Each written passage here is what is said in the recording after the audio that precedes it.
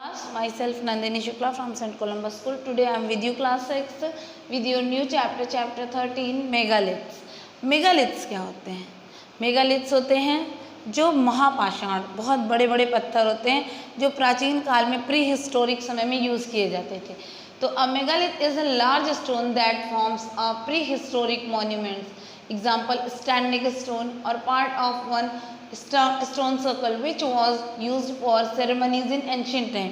यानी बड़े बड़े पत्थरों से जैसे सजाया जाता था, हम लोग आजकल ऐसे डेकोरेशन करते हैं, उस तरह से प्री हिस्टोरिक समय में सेरेमनीज होती थी, जैसे पार्टीज वगैरह होती थी, कोई भी अच्छा उत्सव होता था तो वहाँ पे मेगालिथ्स को क्या करते थे, उससे सजाया जाता था, रख रख के बहुत अच्छे से डेकोरेट किया जाता था। तो मेगालिथ्स वो होते हैं जिन्हें महापाषाण यानी बड़ा पत्थर कहा जाता है। ठीक उसके बाद आता है monolith. A monolith is a large single upright block of stone, specially one shaped into or serving as a pillar or monument.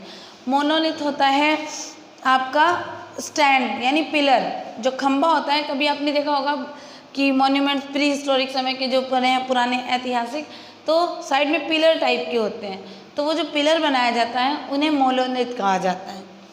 तो आपके चैप्टर में एक्सरसाइज दिया हुआ है जहाँ पे नीचे हेल्पिंग बॉक्स में वर्ड्स भी दिए हुए हैं। तो megaliths and monoliths were an important part of life in ancient time, यानी प्राचीन काल में ये दोनों बहुत ही इम्पॉर्टेंट थे।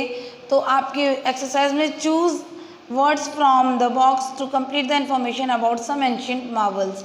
तो यहाँ पे जो एंशियंट मार्वल्स के बारे में आपको यहाँ पे फिल करना है। तो सारे हेल्पिंग बॉक्स में आपको वर्ड्स दिए हुए हैं फिल इन द ब्लैंक्स में, जो कि हम आपको पीडीएफ के थ्रू समझाएंगे। आई थिंक आपको मेगालिथ एंड मोनोलिथ में कोई प्रॉब्लम नहीं होगी। If you have any problem then you can ask to your teacher. Thank you. Hello everyone, myself Nandini Shukla from Saint Columbus School. I hope कि आप सब घर पे होंगे, सेफ़ होंगे। तो स्टे होम, स्टे सेफ और ऑनलाइन स्टडीज़ करते रहिए।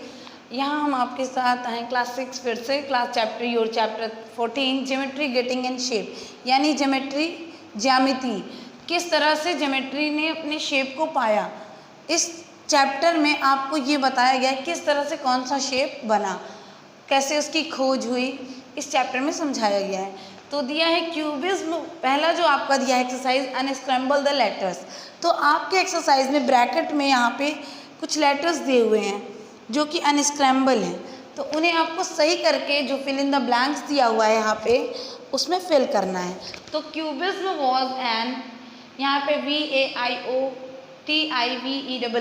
ये अनस्क्रैम्बल कर दिया गया। तो इनोवेटिव, इसको स्क्रैम्बल करेंगे तो इनोवेटिव यानी आपका जो चित्रण है, innovative art movement that was started in France would around 1907 by artists like Pablo Picasso and Georges Braque।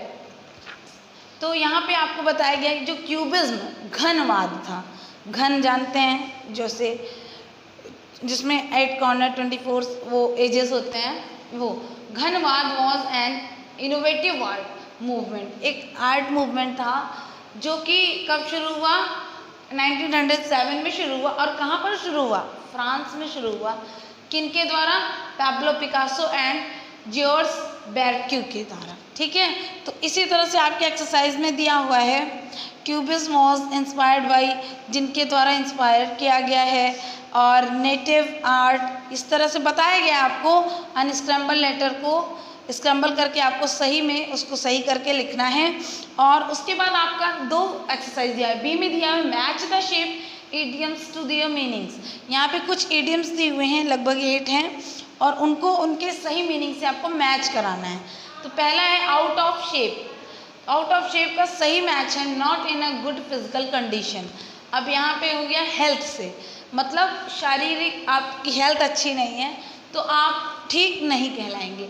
ठीक उसी तरह से back to square one to start over. Back to square one to start over का मतलब हो गया to go back to the beginning, मतलब शुरू से, फिर से शुरुआत की तरफ जाना।